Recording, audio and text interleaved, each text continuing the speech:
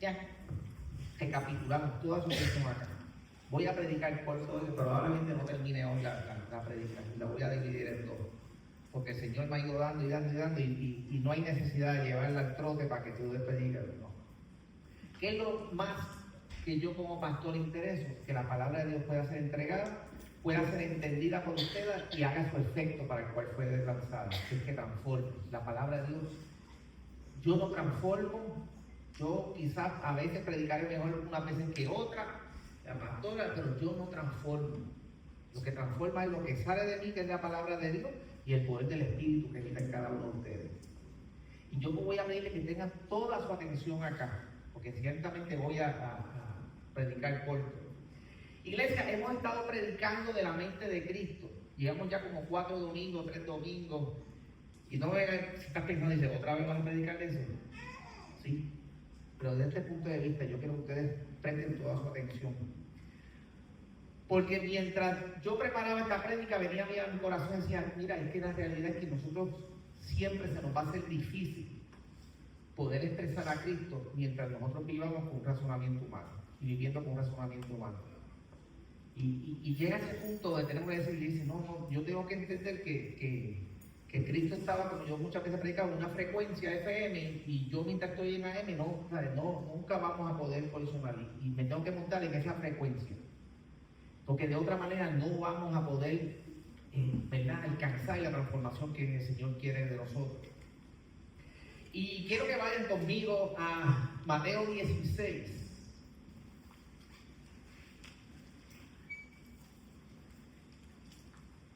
Y para expresar a Cristo tenemos que operar desde la mente de Cristo. No podemos expresar a Cristo operando desde nuestra mente. Mateo 16, versículo 21. Y Nueva Traducción Viviente, ¿verdad? Que es la versión que yo utilizo.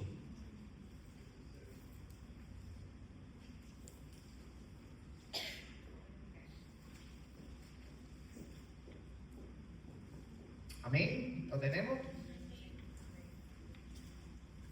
Les confieso que estos versículos que estaba pidiendo al Señor una palabra, y cuando lo leí una vez, lo leí 2 veces, lo leí 3 veces, y ahí el Señor me dijo, esto es lo que vas a predicar.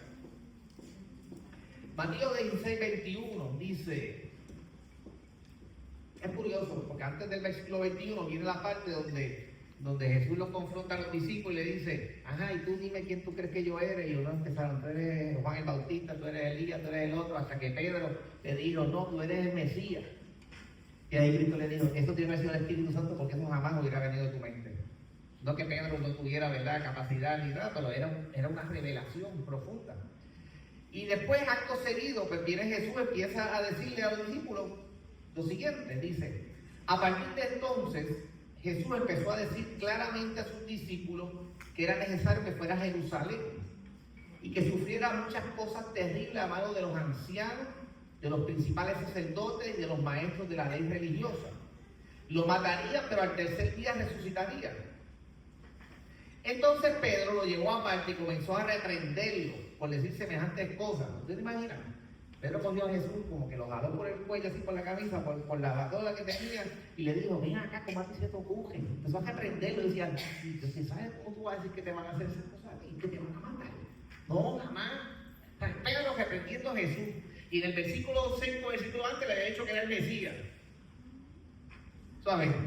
Con esa rapidez, ¿cuántos de nosotros, yo decía, wow, Señor, cuántos de nosotros podemos estar en un estado mental en un momento y 10 o 20 minutos más tarde estamos en otro estado mental de una manera como que tú dices, yo no estaba aquí y este no es el mismo que hace media hora te estaba diciendo esto y estaba diciendo lo otro. Así fue Pedro. Media hora atrás estaba reconociendo que era el Mesías. Déjame ver.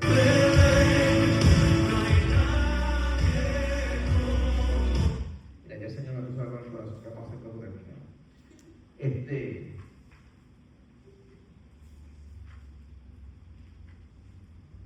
voy a hacer una confesión. Yo trabajo con música instrumental de adoración. Y así fluyo más. Y predicar me sentía así como que, Señor, me falta algo. Me falta algo. Decía, gloria a Dios. Sí, yo trabajo así. Yo trabajo desde que llego, tengo música instrumental de adoración. destruyendo. Por eso es que se glorifica al Señor. Y mira lo que dice: Dios nos libre, Señor, eso jamás te sucederá a ti. Piensen otra vez esto: Pedro reprendiendo a Jesús, al Mesías. Y mira lo que Jesús le dice. Jesús se dirigió a Pedro y le dijo: aléjate de mí, Satanás. No es que Pedro era Satanás, es que lo que Pedro estaba hablando estaba siendo influenciado por Satanás. Representa una trampa peligrosa para mí. Ver las cosas solamente desde el punto de vista humano y no desde el punto de vista de Dios.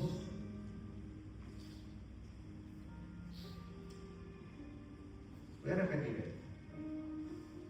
Representa una trampa peligrosa para mí. Ver las cosas solamente desde el punto de vista humano y no desde el punto de vista de Dios.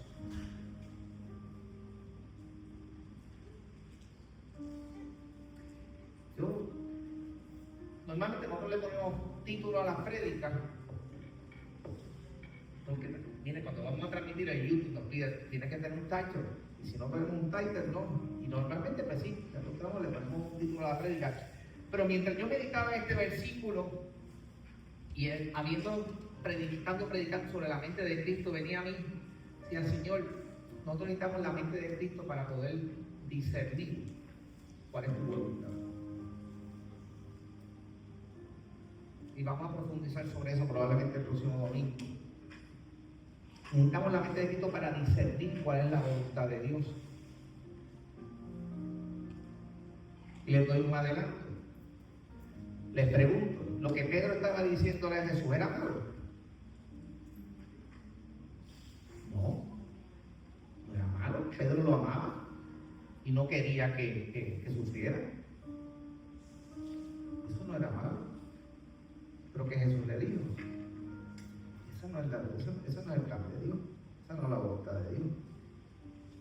Pero solamente que cuando activamos y tenemos la mente de Dios, la mente de Jesús, es que podemos entender muchas cosas, ¿verdad?, que ante la vista humana pueden parecer buenas.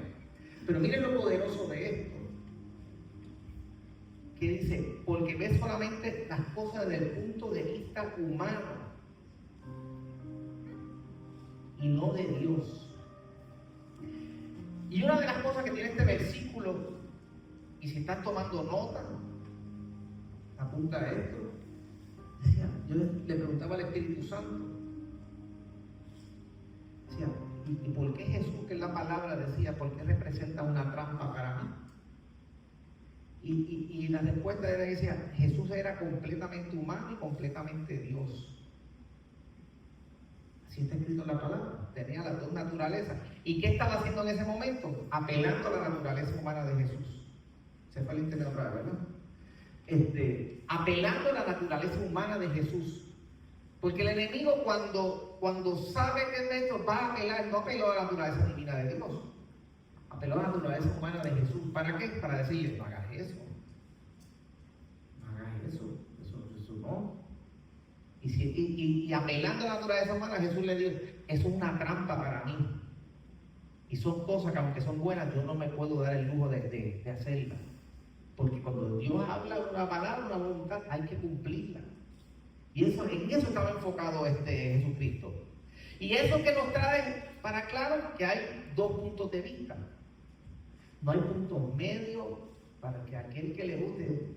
Y nuestro razonamiento humano muchas veces, cuando empezamos a analizar las cosas de Dios, empezamos a decir como que, y quizás no hay un punto medio, no hay un área gris donde no, la realidad es que no.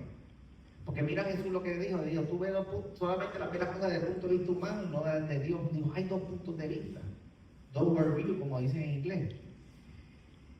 Y Jesús le estaba diciendo: yo tengo que hacer las cosas conforme al punto de vista de Dios. ¿Y cuántas veces nosotros somos engañados pensando que hacemos cosas que son desde el punto de vista de Dios cuando no lo son? Cuando son desde el punto de vista humano.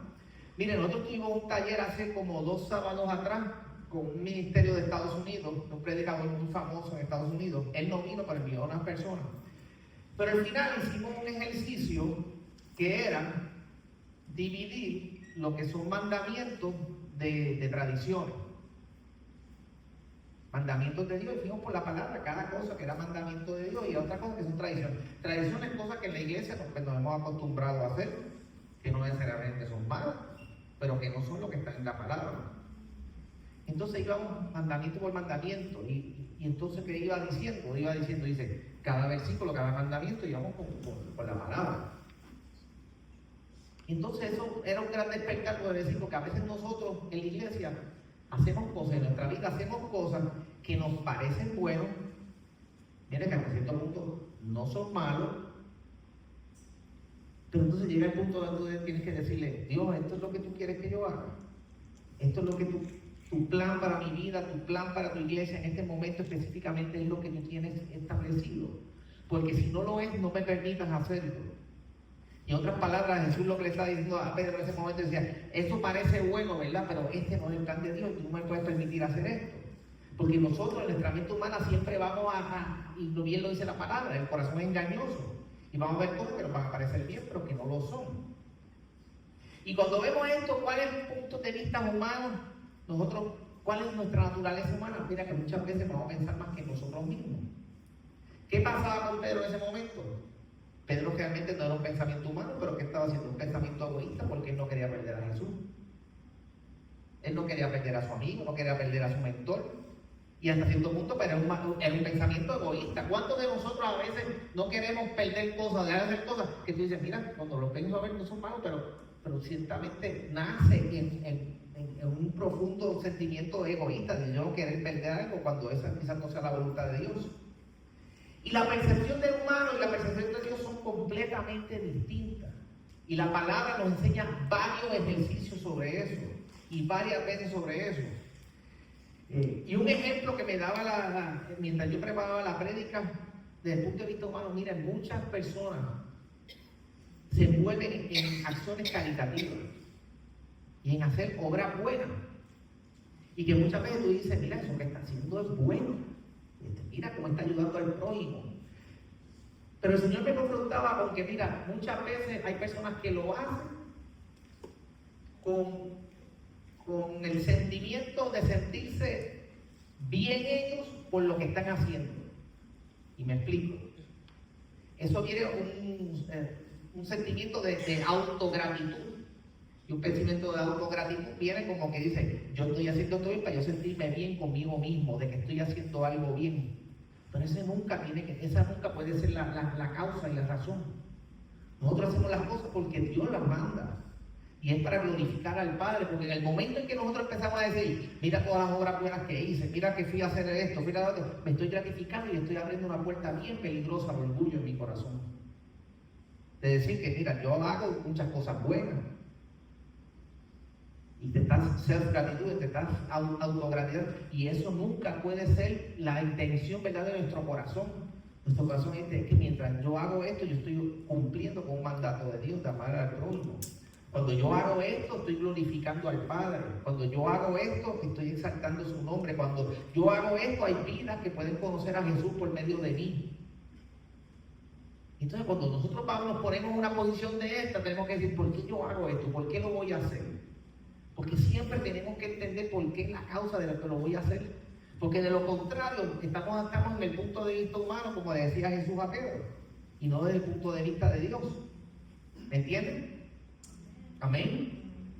Y miren si son distintas las percepciones del punto de vista humano y del punto de vista de Dios. Vamos a 1 de Samuel, capítulo 16.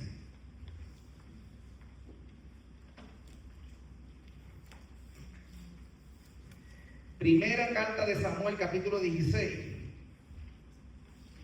Cuando vamos al capítulo 16, es porque los capítulos antes, la primera carta de Samuel, mira, ya Dios le había quitado el favor a Saúl. Le ha dicho, tú tú no cuentas con mi favor, ya tú no vas a ser el rey. Y Dios manda a Samuel a ungirle a un nuevo rey. Y mire lo que pasa aquí, capítulo 16, versículo 1 dice, ahora bien, el Señor le dijo a Samuel, ya has hecho suficiente duelo por Saúl, lo he rechazado como rey de Israel, así que llena tu frasco con aceite de oliva y ve a Belén.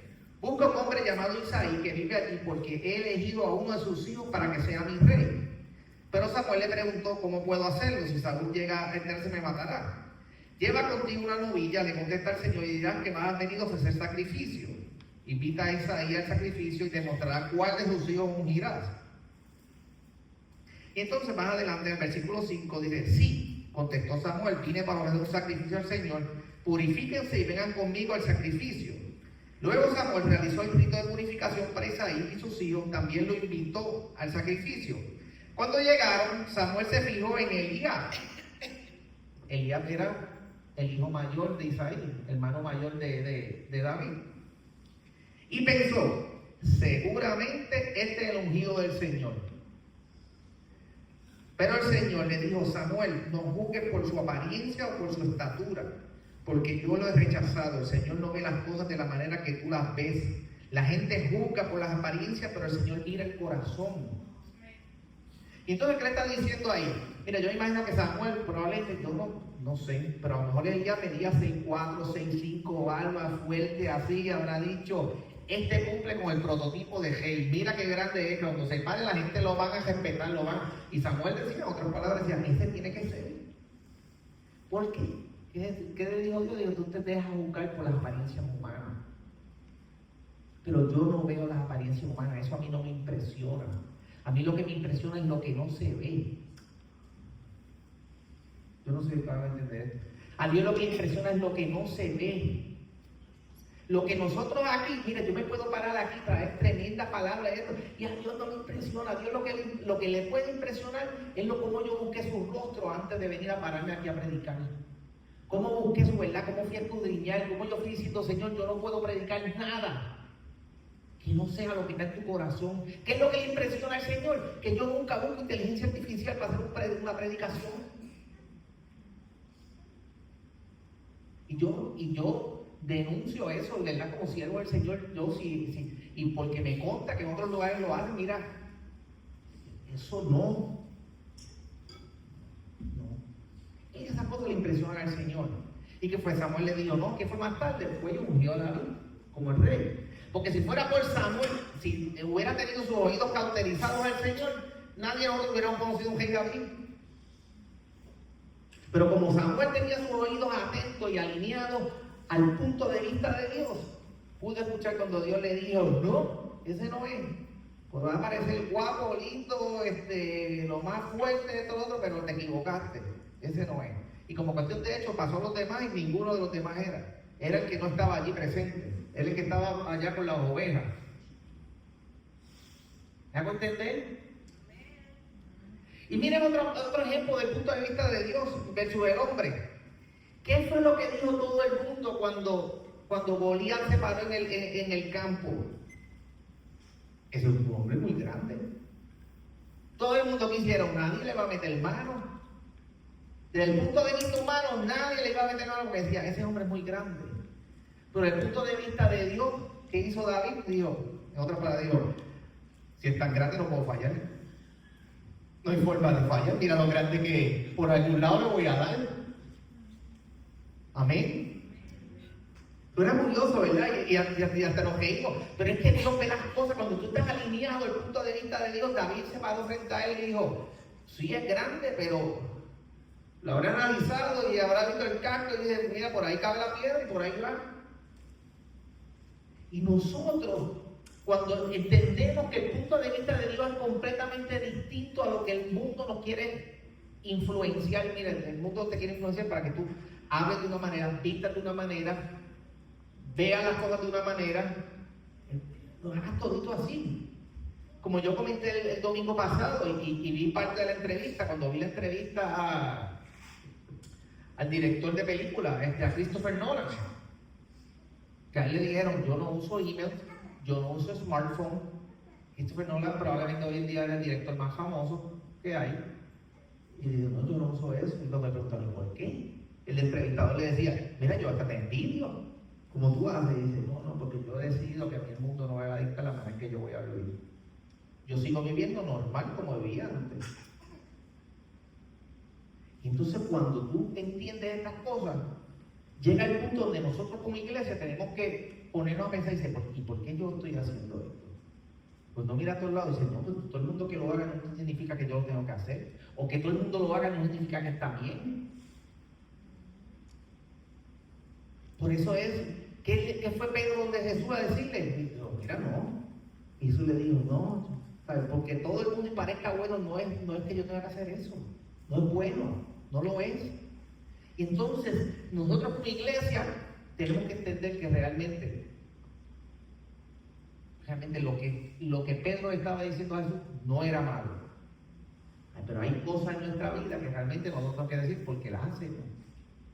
Y si no están conforme al plan de Dios, conforme a la voluntad de Dios, pues no las hacemos. Porque Dios no te promete que va a ir contigo, Dios te promete que va a ir contigo cuando tú estás caminando en su voluntad, cuando tú estás caminando en obediencia. Mire, cuando nosotros abrimos aquí, hasta el color que íbamos a pintar la iglesia, lo pusimos en oración al Señor. Pudimos haber puesto Pinterest y haber visto 1000 ideas, pero no, todo. ¿Y qué les quiero decir con eso? Que realmente en nuestras vidas van a llegar a esos puntos, van a llegar a esas decisiones, van a llegar a esas situaciones donde alguien va a venir donde ti a plantearte algo que no va a parecer malo, pero que no lo es. Pero solamente con la mente de Cristo nosotros vamos a poder entender realmente cuál es la voluntad de Dios. Y como yo dije anteriormente, ¿qué necesitamos nosotros para poder entender eso? Discernimiento. Discernimiento, y hay varias definiciones, pero discernimiento básicamente es tú poder entender lo que es bueno de lo que es malo. Y eso en la iglesia, hoy en día, todo el mundo que sabe que algo está malo, todo el mundo lo sabe. Yo lo he predicado muchas veces. Aquí todo el mundo sabe cuando hay una conducta es pecado, y que lo sabe, que si la hacen, pero todo el mundo lo sabe. Pero el discernimiento más activo, más difícil es cómo entender qué es lo bueno de lo mejor. Yo por muchos años hacía preguntas de reválida para la profesión de la abogacía. Y antes de yo coger mi reválida, ya me habían enseñado que cuando tú vas a coger examen de selección múltiple, hay 2 que son correctas. Hay 2 que son correctas. Y nosotros nos entrenan cuando hacemos preguntas, que vas a hacer 2 que son correctas. Que puede parecer injusto, no, pero ahí lo que estamos midiendo es que realmente cuán en particular tú conoces. Cuán en particular en detalle tú dices. ¿Y qué es lo que hace el discernimiento de lo bueno de lo mejor? Es que tú puedes, el discernimiento espiritual, que tú puedes entender realmente cuál es la voluntad de Dios. Porque si no entiendes realmente cuál es la voluntad de Dios, estás así de chiquito, de corto, de decir esto, yo voy a hacer esto porque parece que es bueno, pero no lo es. Y la palabra de Dios me enseña que no todo lo bueno me conviene, más todo lo es lícito, pero no todo me conviene. Entonces, ¿cuál es nuestra meta? Que nosotros, mientras caminamos en esta tierra, podamos caminar en completa obediencia a la voluntad de Dios. Completa obediencia a la voluntad de Dios. Completa obediencia a la voluntad de Dios. Porque de lo contrario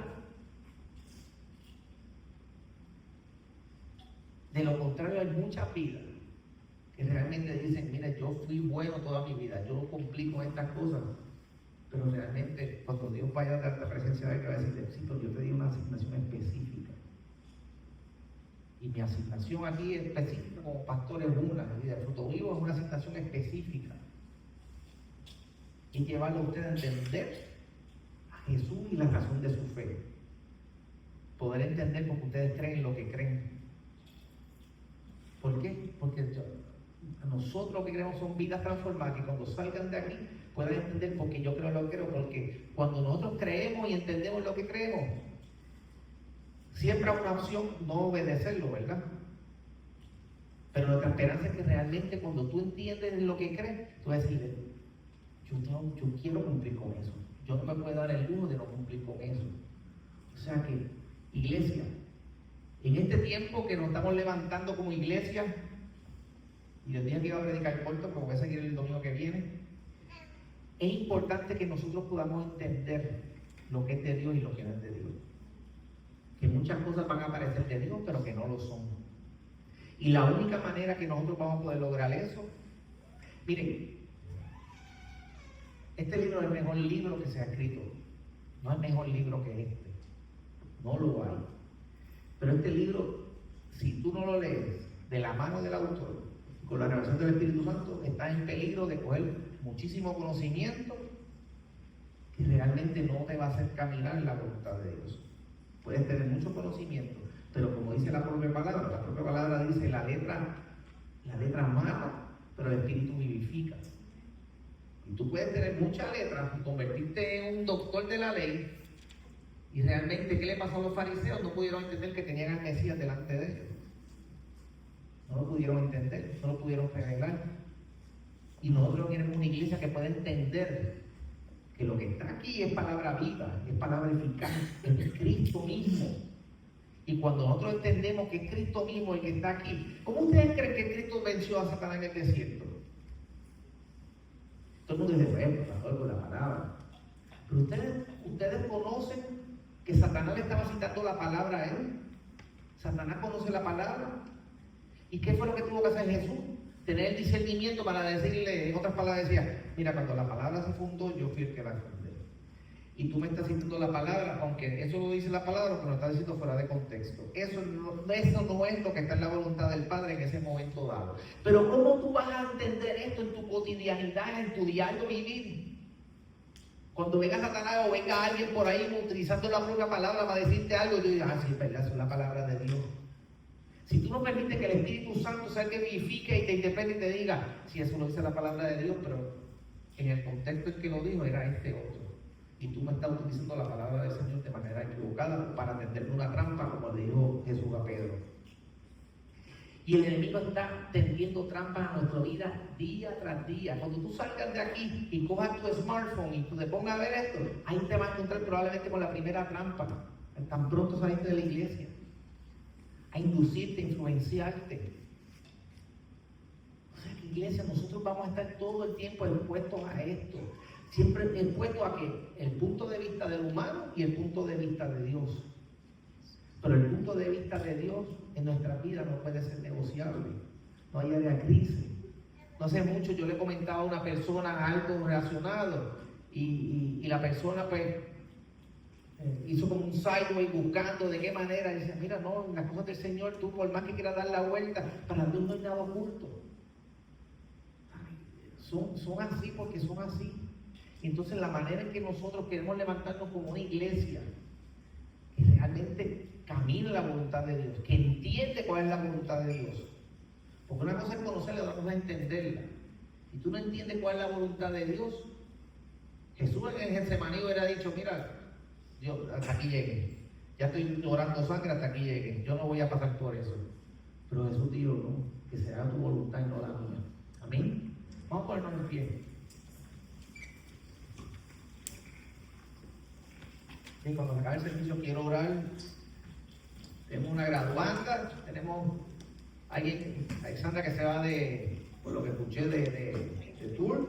Tenemos a mi amada y a Gustavo que salen de viaje. Iglesia, yo los exhorto a que cuando ustedes lean la palabra y se encuentren con un versículo así, estaciónense ahí, pongan el parking y la emergencia en ese versículo y no se muevan de ahí hasta que usted diga, Señor, revélame esto. Revélame. Porque cuando yo empecé a leer eso, que le digo, hay que tú ver los puntos solamente desde el punto de vista humano y desde el punto de vista de Dios. Y dice, Señor, que hay algo poderoso. ¿Qué tú nos quieres enseñar? ¿Qué tú nos quieres enseñar? Después de todo lo que estaba diciendo Pedro no era malo. Pero nos quiere enseñar que aún eso a Él no le satisface, aún eso, esa no es la voluntad de Él. Y nosotros como iglesia caminamos en lo que es la voluntad perfecta, buena y agradable del Padre. Amén. Padre bendito Dios, bendito eres tú, Señor. Hoy, Padre, que hemos compartido tu palabra, Señor, que nos llevas a entender, Señor, que el propio Jesús decía que nosotros hay un punto de vista humano y un punto de vista tuyo, Señor. Poder entender que el punto de vista tuyo, Señor, es donde tu voluntad se cumple, donde tu voluntad es agradable, perfecta. Es aquella donde establece que tus planes son perfectos, Señor, que son de bien y no de mal. Es aquella, Señor, tu mente, Señor, tus planes, Señor, son aquellos donde establece que son más altos que los nuestros, Señor. Padre, en esta hora yo hablo a cada uno de nosotros, Señor. Que todo lo que entre por nuestra vista, todo lo que entre por nuestros oídos, Señor, sea filtrado por tu Espíritu, Señor. Todo sea filtrado, Señor, que no nos permita, Señor, que si tú vienes hoy a buscarnos, Padre, podamos estar todos delante de tu presencia, Señor. Que hemos caminado en tu voluntad, que hemos caminado conforme a tu plan, que hemos caminado conforme a tu voluntad, Señor. Que en todo momento, Señor, podemos entender, Señor, y tener el discernimiento que cuando las cosas son del plano humano, las cosas vienen del enemigo, Señor, cuando Satanás viene a tramarnos trampas, Señor, poder huir de la tentación, poder resistir cuando hay que resistir. Que tu palabra sea revelada a nosotros, Padre, por tu Espíritu, que tu palabra es el mismo Cristo, Señor. Nos lleva a entender, Señor, que no es por sabiduría humana, sino por el poder de tu Espíritu, Señor. Que a ti no te impresiona la sabiduría humana, Señor, pero sí la sabiduría de tu Espíritu, Señor. Que podamos levantarnos como una iglesia, Señor, como hijos entendidos en tu voluntad, entender tu voluntad.